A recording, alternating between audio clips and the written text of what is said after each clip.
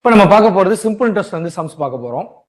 இந்த சம்ல வந்து பாத்தீங்க அப்படின்னா a person invested some amount on simple interest and at the end of the year வந்து பாத்தீங்கன்னா amount become 13 times அப்படின்னு சொல்லிருக்காங்க. 13 மடங்கு.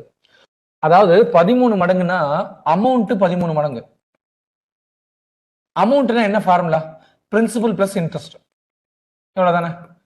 சோ எப்பயுமே ஞாபகம் வச்சுக்கோங்க, எத்தனை மடங்கோ அதுல ஒரு எக்ஸ் பிக்கு கொடுத்துருங்க, மீதி இருக்க எக்ஸ் எல்லாம் ஐக்கு கொடுத்துருங்க. ஐனா இன்ட்ரெஸ்ட்னு அர்த்தம்.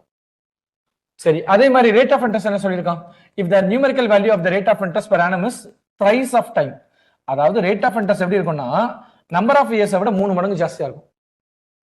ரைட், நம்பர் ஆஃப் இயர்ஸ் என்னன்னு வச்சுக்கலாம். நம்பர் ஆஃப் இயர்ஸ் வந்து பாத்தீங்கன்னா number of years n, rate of interest 3n, 3 மடங்கு. இப்ப சிம்பிள் இன்ட்ரெஸ்டோட ஃபார்முலா என்ன எழுதுவோம்? Simple interest is equal to PNR divided by 100 எழுதுவோமா?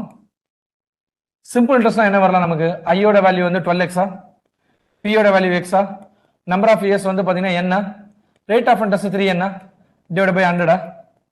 x x cancel ஆயிடுமா? 3 4 டைம்ஸ் கேன்சல் ஆகுமா? கிராஸ்ல மல்டிப்ளை பண்ணா 400 is equal to n square. அப்ப n is equal to 20. ஆனா கேட்டிருக்க கேள்வி என்ன கேட்டிருக்கான்னு பாருங்க, ஃபைண்ட் தி ரேட் ஆஃப் இன்ட்ரெஸ்ட்னு கேட்டிருக்கான். ஆக்சுவலா ரேட் ஆஃப் இன்ட்ரெஸ்ட்னா என்ன அர்த்தம்? 3 மடங்கு என்னோட வேல்யூ. என்னோட வேல்யூ என்ன கிடைச்சது? 20. அப்ப 20 3 மடங்கு பண்ணீங்கன்னா என்ன வரும்? 60. So the answer is 60. 60.